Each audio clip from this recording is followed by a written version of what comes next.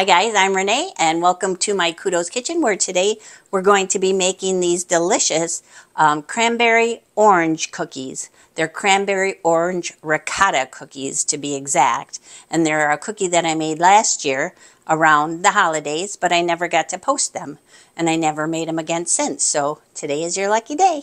So the backstory behind this recipe, and yes, there is one, is last year for the holidays, right around the holidays, I got together, as we sometimes do, with my mom and my sister Lynn, and we baked cookies for the holidays. And my contribution for last year was going to be a ricotta and orange cookie with cranberries. So I was all excited about making it until I went into the fridge and found my ricotta had spoiled. So that was very sad, but I did have cream cheese. So I, of course, substituted cream cheese for the ricotta, and they turned out to be some of the best cookies that I think I've ever made. But today, what I'm going to be doing is I'm going to be mixing the two, cream cheese and ricotta, so a half a cup of ricotta and a half a cup of cream cheese, and we're going to go that route. We're just going to combine the two, and hopefully it's going to work out just fine. I don't see why it shouldn't. So yeah, there's the backstory, and sometimes you make lemonade out of lemons, and things work out just fine. So the ingredients for these cookies are going to be all-purpose flour and baking powder, 1 stick of butter. I always use salted butter. I know a lot of bakers say don't use salted butter because they want to control their own salt in their baked goods, but seriously, unless your butter is very salty, it's not going to make a difference at all. Start with the good tasting stuff and you're going to end with the good tasting stuff. So the butter, 8 tablespoons, 1 stick. Here's my half a cup of cream cheese. It is softened. Here is half a cup of ricotta, and it's pretty soft. We're going to need 2 eggs. Whoa, and what I had done is I forgot to take the eggs out of the fridge to bring them to room temperature. So you probably know this trick, but let them sit in some warm water for a while, and the eggs will come to room temperature in just a matter of minutes. So I'm going to dry those off on a paper towel, and then we'll carry on.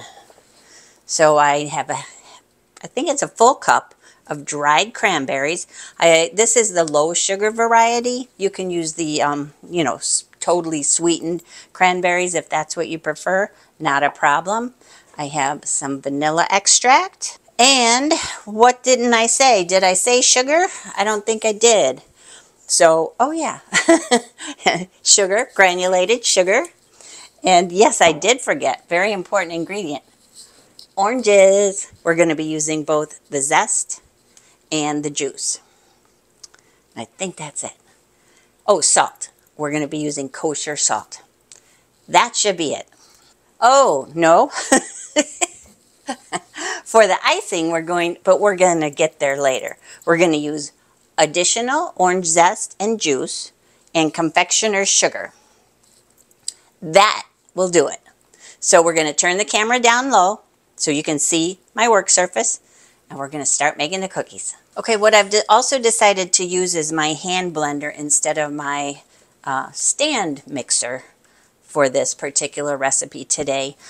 You can use either. I just thought maybe it would be easier to film so you could see through this glass bowl, which I don't have a glass bowl for my KitchenAid. I should get one, but I don't have it. So that's okay. And I'm also going to be weighing the ingredients on a kitchen scale.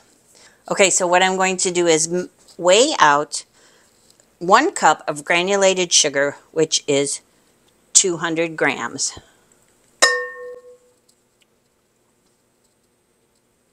Okay, I don't need the scale right now for that, but what I will add is the 1 stick, 8 tablespoons of softened salted butter to the sugar, and I'm going to use the hand mixer and cream these 2 items together until they're nice and fluffy.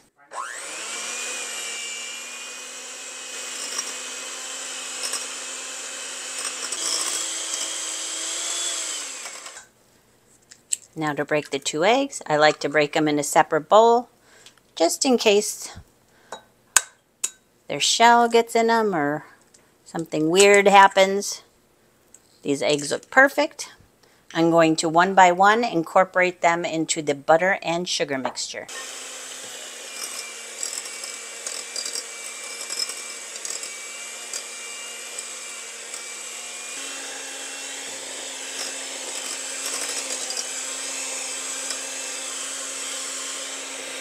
It's looking good, nice and creamy. Also, don't forget to scrape down the sides of the bowl. Make sure you get all the ingredients incorporated. Pretty much a no-brainer of a cookie recipe, but still important. And then I'm going to add 1 teaspoon-ish of vanilla extract. I will go ahead and add in the ricotta cheese, 1/2 cup, and the softened cream cheese, 1/2 cup. And now I'll just blend again before I add the few other ingredients.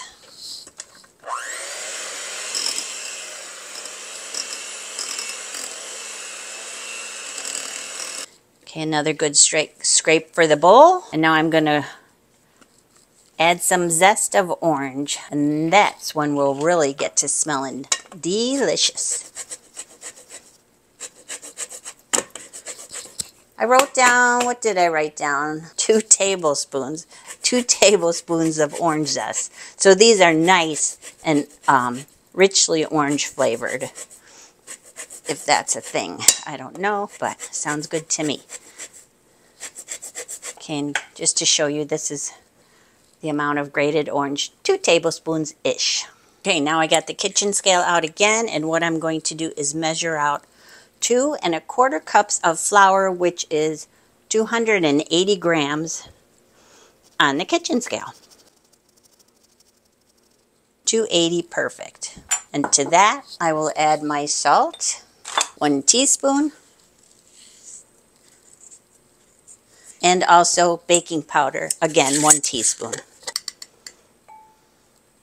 Whisk all this together. And now we're going to add the flour mixture in increments to the wet ingredients. Always start on slow speed so you don't have flour flying all over your kitchen.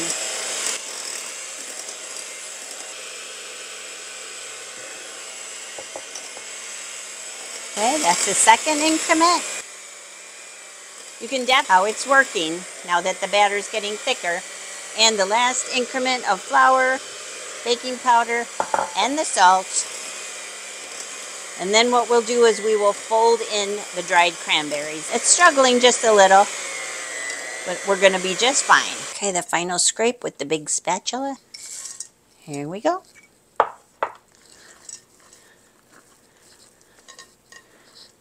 Doesn't this look good? What do you think, guys? By the way, my son Greg is behind the camera today doing all the camera work. Say hey, Greg. Hey, Greg.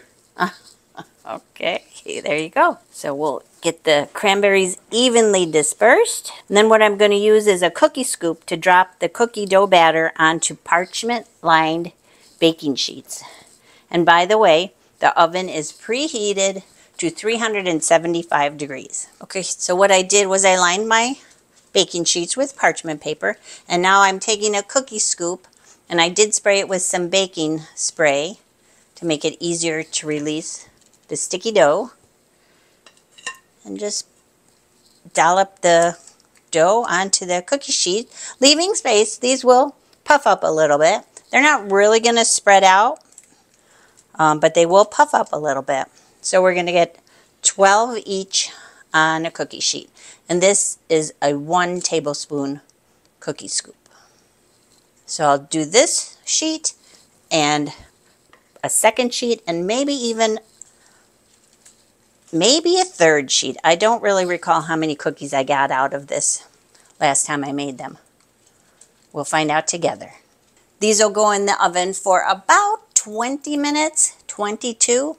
Seems like, but I'm going to check them after 17 just to make sure I wrote down the correct temperature and time from last year. So yeah, I'll check on them again in about 17 minutes and we'll be back. And now that the cookies are baking in the oven, we're going to move on to the icing step, even though we're not going to use that until the cookies are fully cool.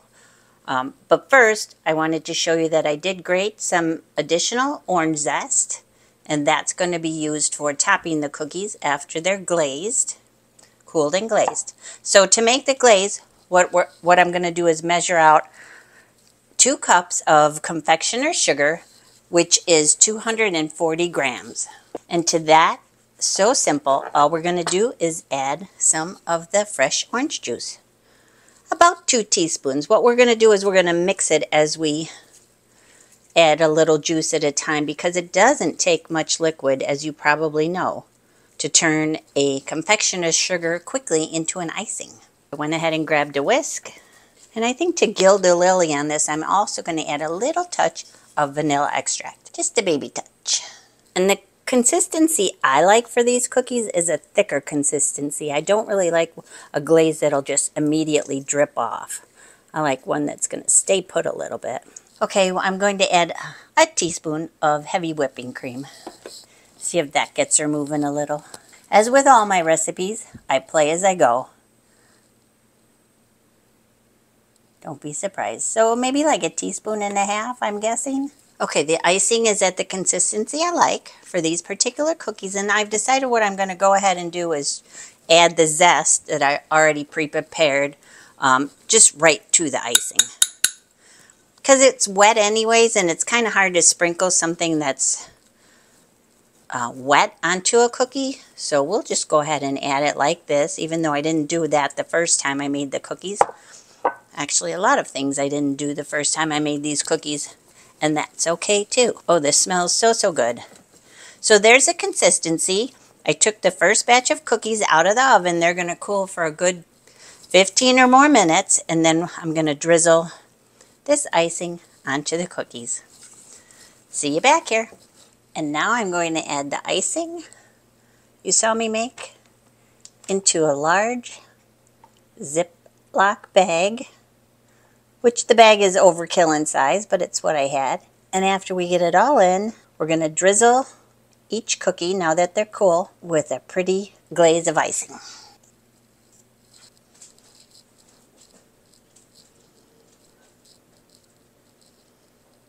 These smell so, so good. So much orange essence and aroma coming out of these cookies. If you're an orange lover, you have to make these. They're perfect for the holidays, or they're perfect for any time you want to serve them, no matter what time of year it is. You can also sprinkle them with some finely crushed pistachios. That would be pretty. Or even add some pistachios in the cookie batter itself. That would be lovely for the holidays. Okay, and now we get the bonus of doing the taste test with, come on in, my husband, Mark.